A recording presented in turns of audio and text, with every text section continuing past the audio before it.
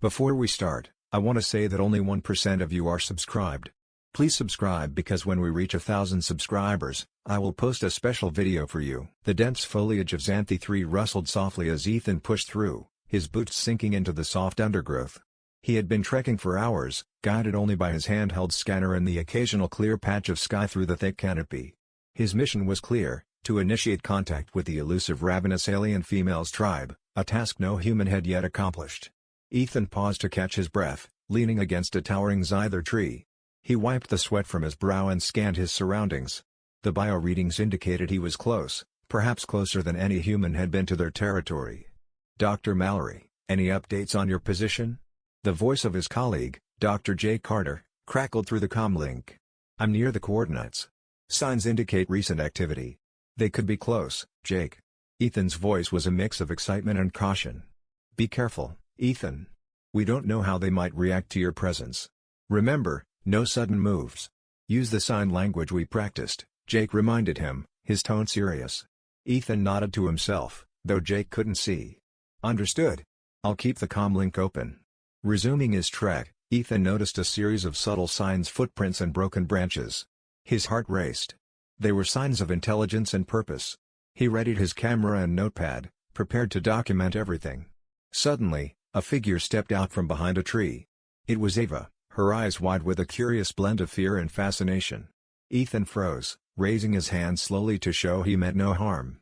"Hello," he said softly, using the simple words they had theorized might be understood. "I'm Ethan. I come in peace." Ava watched him, unmoving. Her gaze flicked to the devices strapped to Ethan's belt, then back to his face. Ethan took a slow, cautious step forward. "I want to learn about you. Your people." Ava's expression softened slightly. She responded with a gesture that Ethan interpreted as a cautious greeting. She then turned and looked over her shoulder, signaling to someone hidden from Ethan's view. Another figure emerged, taller, with stern eyes. This was Mira, another member of the tribe, Ethan guessed. Her presence seemed more commanding, and she spoke rapidly in their language, none of which Ethan understood. Trying to bridge the gap, Ethan reached into his bag and pulled out a small device. "I want to show you something." He turned on a holographic projector, displaying images of Earth, animals, landscapes, and people. Each image was accompanied by simple, universal symbols. Ava and Mira watched intently. The images seemed to captivate them, and the tension in the air lightened. Mira pointed at the image of a mountain range. "Tara," she said, a word Ethan jotted down eagerly. "Yes, mountains," Ethan replied, pointing at the projection. "We have those too." The simple exchange sparked a series of gestures and broken phrases. As the sun began to set, coloring the sky with hues of orange and pink, Ethan, Ava, and Mira sat on the forest floor, the projector illuminating their faces as they shared pieces of their worlds. Jake's voice broke through the comlink. "Ethan, how's it going?" Ethan looked at his new acquaintances, a smile spreading across his face. "It's going well. Better than I hoped. We're communicating." "Good to hear," Jake responded. "Keep building trust, Ethan. This is just the start." As night enveloped the forest, Ethan felt a surge of hope. The initial contact had gone well. He was no longer an outsider, he was a guest, cautiously welcomed into their mysterious world. The journey ahead would be challenging, but for the first time, peaceful communication seemed possible. This first encounter, though fraught with uncertainty, was the beginning of something extraordinary. The morning sun filtered through the high canopy of Xanthe 3 as Ethan returned to the tribal area with a cautious optimism. Beside him, Jake carried a backpack filled with tools and devices intended to aid their communication and demonstrate goodwill. They had agreed it was time for Jake to meet Ava and Mira, hoping his presence would reinforce their peaceful intentions. As they approached the clearing, Ava emerged, her expression unreadable. Behind her, Mira and two other tribe members, whom Ethan hadn't met before, watched intently. "Good morning, Ava," Ethan greeted, using the simple phrases they had shared the day before. "This is my friend, Dr. J. Carter. He's here to learn and share, just like me." Jake stepped forward, offering a polite nod. "It's an honor to meet you." Ava looked from Ethan to Jake, her eyes narrowing slightly. She turned and exchanged a quick series of gestures with Mira, who remained stoic. "What did she say?" Jake whispered to Ethan. "Not sure," Ethan whispered back, "but let's keep things slow and simple." Turning to the small crowd, Ethan decided to show more of their technological gifts.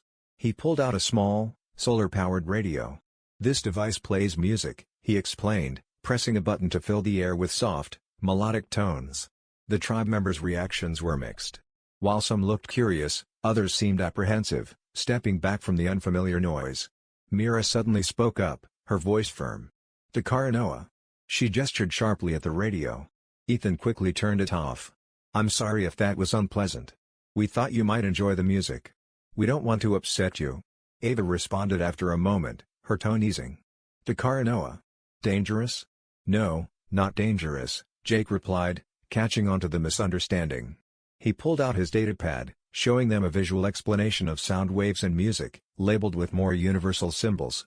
Understanding dawned on Ava's face, and she relayed the information to Mira and the others. The tension seemed to dissipate, replaced by a budding curiosity.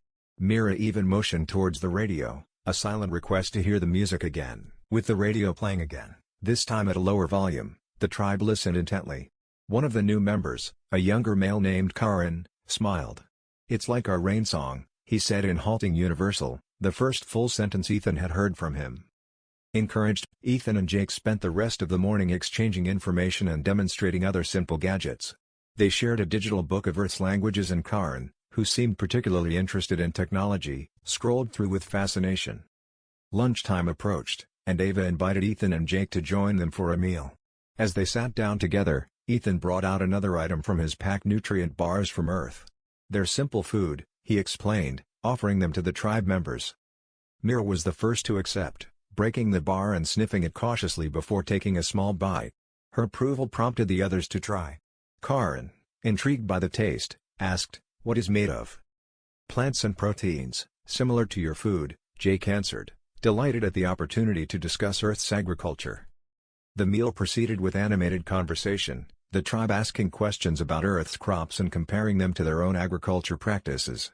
Ethan and Jake learned about Xanthi 3's staple crops, some of which had no earthly equivalent. As the afternoon waned, Jake and Ethan prepared to leave, promising to return the next day. Ava's parting words were a mix of their language and universal. "We learn more tomorrow?" "Absolutely," Ethan confirmed, thrilled by the progress. "We'll bring more to share." Walking back to their camp, Jake couldn't help but feel a surge of excitement. "They're really opening up to us," he remarked. "Yeah," Ethan agreed, a smile broadening on his face. "Today was a good day. Let's hope every day is like this." The misunderstanding had not only been a hurdle but an opportunity to deepen trust, proving that patience and respect could bridge even interstellar cultural divides. Ethan and Jake returned early the next morning, laden with equipment and educational materials. The air was crisp, and the light filtered through the thick canopy in soft beams, casting mottled shadows on the forest floor. As they approached the village, they noticed several tribe members already waiting, a clear sign of their growing interest and perhaps, acceptance. Ava greeted them with a nod, her demeanor more open than before. Karan was beside her, visibly excited, his eyes darting between the bags and the newcomers. "What did you bring today?" he asked, his grasp of universal improving noticeably. "We thought we'd start with some basics of human science and maybe compare them with what you know," Ethan explained, unpacking a small telescope and a collection of mineral samples from Earth. Mira joined the group, her presence commanding yet welcoming. She gestured towards the items with curiosity. "Teach," she simply said, a word that had quickly become a favorite.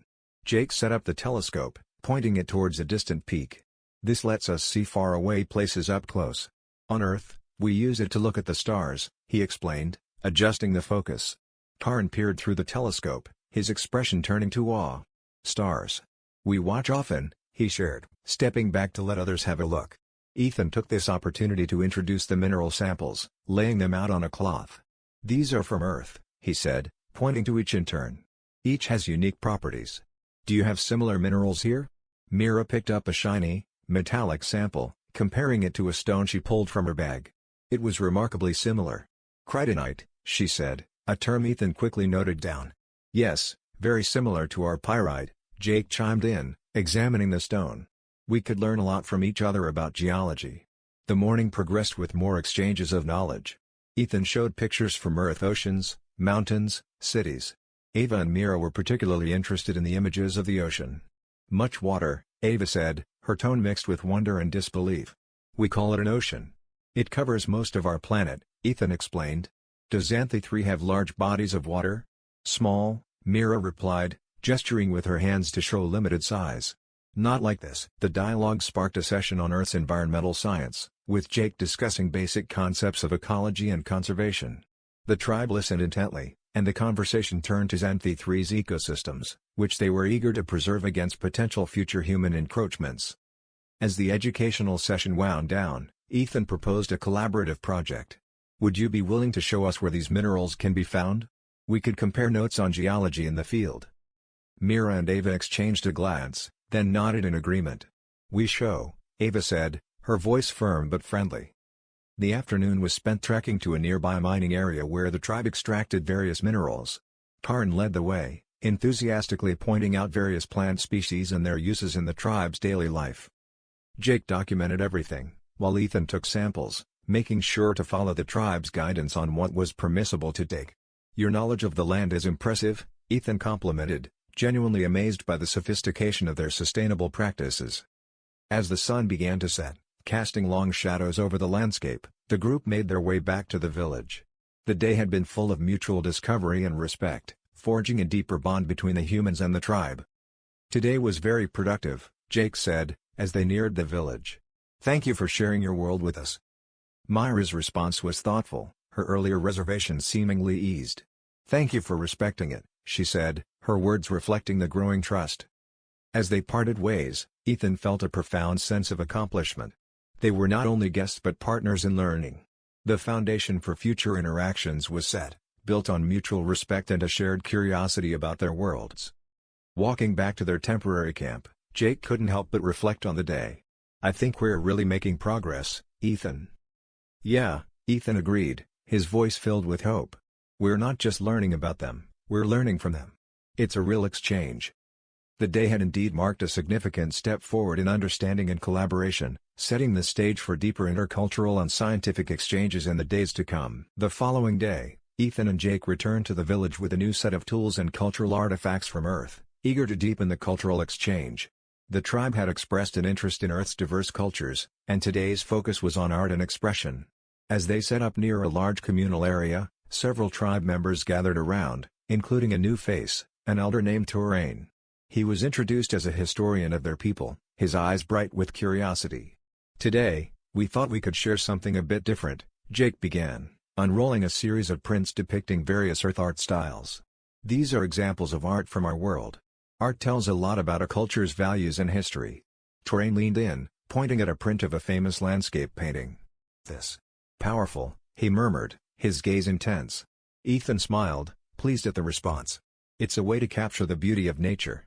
Do you have similar forms of expression here? Yes, Touraine replied, beckoning them to follow. They were led to a structure that housed intricate wall carvings and colorful fabric hangings. Our stories. Our laws. Our dreams. The exchange grew as tribe members brought out their own art pieces, each item sparking discussions about symbolism, techniques, and meanings. Karn, who had shown a keen interest in Earth technologies, now shared his passion for tribal lore, explaining the stories behind each artwork. Eager to reciprocate, Jake pulled out a portable music player and played a variety of Earth music from classical symphonies to contemporary pop. The tribe listened, fascinated by the range of sounds and rhythms. This music is made using instruments, some of which are very old in our culture, Jake explained, showing pictures on his datapad of orchestras and bands. Mira, who had been quiet, spoke up.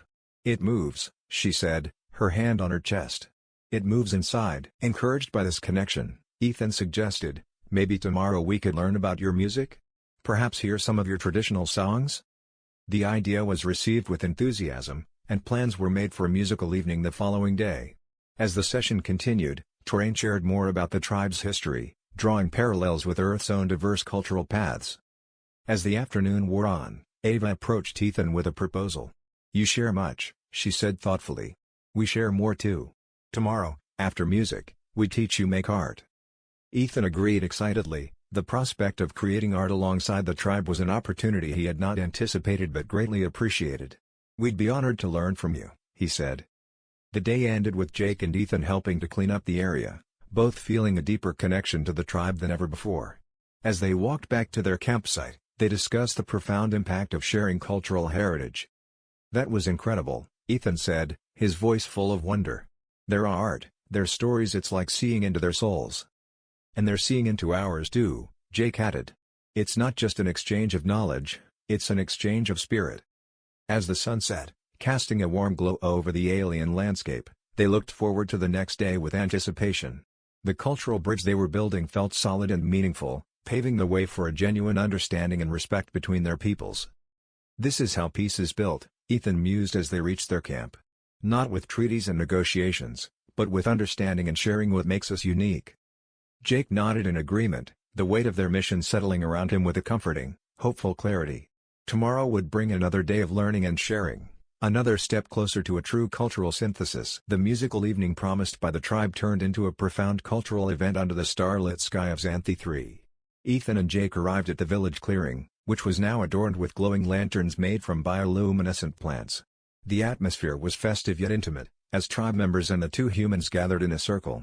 Ava greeted them warmly, a slight smile playing on her lips. "Tonight, we share our heart songs," she announced, her voice resonant in the quiet evening. Train, the tribal historian, introduced the first performer, a young man named Dale. With a simple string instrument, similar to a guitar but with a richer, deeper sound, Dale began to play. The music was hauntingly beautiful, filled with complex harmonies that spoke of the tribe's history and their connection to the land. Jake, always keen on understanding alien technologies, whispered to Ethan, "Look at the instrument's design, it's perfectly adapted to their climate and resources." Ethan nodded, thoroughly absorbed. As the song ended, the circle erupted in a gentle applause, the tribe's way of showing appreciation. "It's beautiful," Ethan said to Dale when the applause subsided. "Your music, it's very moving." Dale bowed his head slightly. "It is our history, our soul. Would you share one of yours now?" Jake stepped forward with his music player again, selecting a classical earth piece that he felt echoed the emotional depth of Dale's performance. As the music filled the air, the tribe listened with a respectful silence, clearly touched by the universal language of music. When the track ended, Mira, who had been silently observing, spoke up. "Your music. It flies, soars." Encouraged by this exchange, the evening continued with more performances from both sides. Ethan and Jake shared various music genres from Earth, each selected to showcase different cultural backdrops. In turn, tribe members performed their traditional songs, each one telling a story of victory, loss, or celebration. As the evening drew on, Ava approached with an idea. "Now, we make music together," she proposed, bringing forward an assortment of their traditional instruments. "We teach, you play." Ethan picked up an instrument under Ava's guidance, a percussion instrument that required a gentle, rhythmic tapping. Jake was handed a wind instrument, and with some instruction, he managed a few cautious notes. Laughing at their initial clumsy attempts, the tribe members patiently corrected their posture and technique. The collaborative music session that followed was filled with laughter and playful banter, as music transcended the boundaries of language and species. After the session, Karin, who had been particularly active all evening, invited Ethan and Jake to join him at a small fire away from the main group. "We talk now, as friends," Karin suggested, handing each of them a warm drink made from local herbs. Around the fire, the conversation turned personal. Karin shared stories of his childhood and his dreams of exploring beyond the tribe's territory. Ethan and Jake, in turn, shared their own stories from Earth, their families, and what had brought them to Xanthi 3. "It's not just the mission," Ethan confessed. "It's about understanding, making a connection that goes beyond first contact. You've all made us feel a part of your world. And you have shown us that not all outsiders bring chaos," Karin replied, his tone sincere. "You bring knowledge and friendship." The night ended with a feeling of camaraderie that went deeper than any formal diplomatic exchange could have fostered. As they said their goodnights, Ava's earlier words resonated with Ethan. "We learn more tomorrow?" "Absolutely," Ethan replied, feeling a connection to these alien friends that he knew would last long beyond this mission. Walking back to their camp under the myriad stars, Jake couldn't help but reflect, This is how peace starts, isn't it? With music, with art, with sitting around a fire and seeing each other as people." Ethan agreed, feeling more hopeful and connected than ever before. The night's exchange had not only been a sharing of cultures but of hearts and minds. As the first light of dawn crept over the horizon of Xanthi 3, Ethan stirred from his slumber, thoughts of the previous night's musical bond still vivid in his mind. He nudged Jake, who was still sleeping soundly next to him. "Hey, wake up. We've got a big day ahead," Ethan said, his voice tinged with excitement. Jake groaned but sat up, rubbing sleep from his eyes. "What's on the agenda today?" he asked, stretching his arms. "Art day, remember? Ava said they'd teach us their crafting techniques," Ethan replied as he packed their gear. The cool morning air was refreshing as they made their way back to the village. The tribe was already active, and several members greeted them warmly. Ava was among them, her smile bright. "Ready to learn our ways?" she asked, leading them to a clearing where various crafting materials were laid out. "Yes, we've been looking forward to this," Jake responded, his interest piqued by the array of natural fibers and mineral pigments on display. Dale joined them, alongside Torain and Karin. "First, we weave," Dale announced, picking up strands of colorful fibers. He demonstrated the basic technique, his fingers deftly manipulating the materials into intricate patterns. Ethan tried to mimic the movements, fumbling initially but slowly getting the hang of it. "Like this?" he asked, seeking approval. "Exactly, you're getting it," Karin encouraged, clapping Ethan on the back. Meanwhile, Jake was engrossed in mixing pigments under Torain's guidance. "These colors are derived from local minerals?" Jake asked, fascinated by the bright hues. "Yes, and each has a meaning. This blue represents wisdom, the green for life, and the red for strength," Torain explained, showing Jake how to apply the pigment to a piece of woven fabric.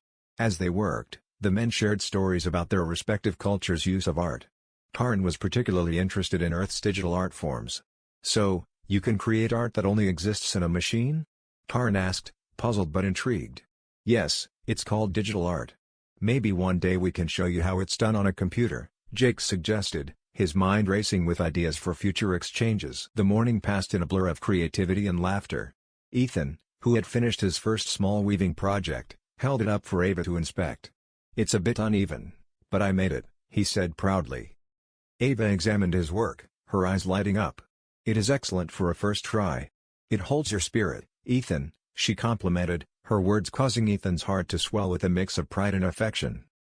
As noon approached, Mira announced a break for lunch. The meal was a communal affair, with everyone sharing dishes they had prepared. The relaxed atmosphere allowed for deeper conversations. "I never realized how much art is a part of your everyday life," Ethan remarked to Ava as they ate. "It teaches patience, precision, and pride in one's heritage," Ava replied, her gaze thoughtful. "Does your people value art as much?" "We do, but perhaps in different ways. For some of us, it takes a backseat in daily life," Ethan admitted, finding the contrast enlightening. The afternoon was spent finishing their projects. Jake managed to complete a small tapestry with Torain's help, incorporating symbols that represented both Earth and Xanthi 3. As the sun began to set, the tribe gathered to admire the day's creations. Each piece was a fusion of Earth and alien craftsmanship, symbolizing the growing bond between them. "Today was more than just learning to craft," Jake said to Ethan as they prepared to leave. "It was about weaving new connections, painting new possibilities." "Agreed," Ethan nodded, feeling a deep sense of satisfaction. "And maybe, just maybe, we're crafting a new path forward together." Their walk back to camp was quiet, reflective. Both men knew that the connections they were forming with the tribe were about more than just mutual respect or scientific interest. They were building friendships that could one day bridge the gap between two very different worlds. The next morning, under the gentle light of dawn, Ethan and Jake made their way back to the village with a sense of purpose. Today, they planned to document their findings and discuss potential collaborative projects that could benefit both their people and the tribe. The air was filled with the buzz of activity as the village prepared for the day. As they entered the clearing, they were met by Karin, who had become a close ally. "Ethan, Jake, good to see you," Karin greeted them with a wide smile.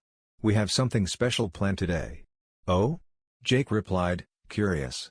"What's on the agenda?" "We thought we could start with a tour of our conservation areas. We want to show you how we manage our resources," Karin explained, leading them towards a path that skirted the village.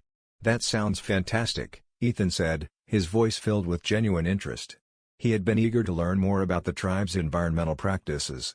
As they walked, Karin pointed out various plants and explained their uses and how certain areas were off-limits for harvesting to allow the ecosystem to regenerate. "It's about balance," Karin noted. "Taking only what we need and giving back to the land." Jake, who had been documenting everything on his datapad, nodded appreciatively. "It's very similar to Earth's conservation efforts, but it seems you have a more integrated approach." "Yes, our survival depends on it," Karin affirmed. They spent the morning touring the conservation areas, with Karin detailing the tribe's methods for sustainable living. Ethan took samples and made notes, thinking about how these practices could inspire similar efforts on Earth. As the tour concluded, they gathered under a large, leafy canopy for a discussion. Mira and Ava joined them, along with Torain and several other tribe members. Ethan took this opportunity to propose a project. "We've learned so much from you," Ethan began, addressing the group. "We'd like to collaborate on a guidebook combining our knowledge of conservation and ecology. It could be beneficial for both our worlds." Mira, who had been listening intently, nodded. "We are open to this. Sharing knowledge is the path to understanding," Ava added, "and it can show others how to live in harmony with their surroundings." The rest of the day was spent in intense discussion, mapping out how they could work together to create the guidebook. Jake suggested using digital platforms to make the information accessible to a broader audience, while Karin was keen on including traditional tribal methods. As the sky turned to dusk, Ethan and Jake prepared to leave, but not before Torain handed them a gift, a beautifully crafted artifact, symbolizing their partnership. "This is a symbol of our unity," Torain said, his voice deep and resonant. "We are different, but we share the same goals." Ethan accepted the gift, deeply moved. "We will cherish this, and remember today as the day we truly started working together, not just as friends, but as partners." The walk back to their camp was quiet, each man lost in thought about the future. They had started as outsiders, but now they were collaborators, bound by a common desire to preserve and enrich their worlds. "This guidebook could change things," Jake mused as they reached their camp. "For both our people and theirs." "Yes," Ethan agreed, looking back towards the village. "We're not just documenting a foreign culture anymore. We're part of something bigger, a shared mission." That night, as they sat by their campfire, the weight of their responsibilities and the excitement of their new role filled them with a sober joy. Tomorrow would bring more work, more discussions, and deeper connections. But tonight, they reflected on the path they had chosen, one that would bind their worlds in a tapestry of shared knowledge and mutual respect. The sun rose brightly over Xanthi 3, casting long shadows and a warm glow across the village as Ethan and Jake made their way through the familiar path for the last time. Their time on the planet was coming to an end, but today was not just a farewell, it was the beginning of a new chapter for both their peoples. As they approached the village, they were greeted warmly by Ava, Karin, and Torain, who had all played pivotal roles in the recent collaborations. "Today is a big day," Ethan said, his voice tinged with both excitement and sadness. "Yes, it is," Ava replied, her tone mirroring his emotions. "But it is good. We start something that will grow long after you leave." They gathered in the center of the village, where Mira and several other tribe members joined them. A large screen had been set up, and Jake's equipment was arrayed around it, ready to showcase the preliminary version of the guidebook they had all worked on. Jake took a moment to set everything up, then turned to the gathering. "We've put together something that embodies everything we've learned from each other. This is just the beginning, but we hope it serves as a foundation for ongoing cooperation and exchange." The screen flickered to life, displaying the guidebook's title page, followed by sections on conservation techniques, sustainable practices, and cultural insights. Each page was a blend of human and tribal knowledge, richly illustrated with photos and tribal art. Torain, who had contributed much of the historical and cultural context, nodded approvingly. "This will be good for all who wish to learn. Not just our people or yours, but anyone who values balance with nature." As they went through the guidebook, Karin pointed out sections that were particularly important to him. "This part, about the forest management, it's crucial. It shows how deeply you have listened and understood our ways," he said, a note of gratitude in his voice. The presentation was interactive, with tribe members asking questions and suggesting minor additions, making the session feel like a true collaboration. After the presentation, the atmosphere was one of celebration but also of poignant farewells. Mira stepped forward, her demeanor serious yet warm. "You have been more than guests," she said. "You have become part of our community, part of our story." Ethan felt a lump in his throat as he responded. "And you have become part of ours. What we've started here won't end today. We'll continue to work together, learn from each other, and hopefully visit again soon."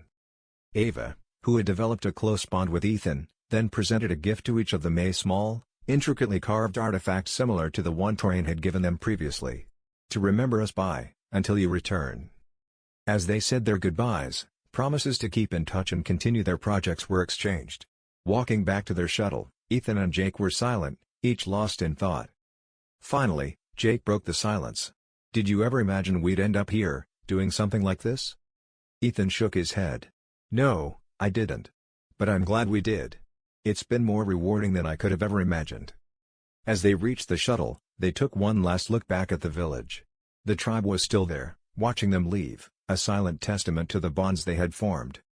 "It's not just a goodbye, Jake," Ethan said as he stepped into the shuttle. "It's just the start of something new." With that, they boarded the shuttle, their hearts heavy yet hopeful, carrying with them not just memories and gifts, but a new perspective, a recognition of the unity and diversity that spanned worlds. As the shuttle lifted off, Ethan looked out the window, the village growing smaller but never fading from his heart. The future was uncertain, yet it brimmed with possibilities, and for Ethan, that was enough.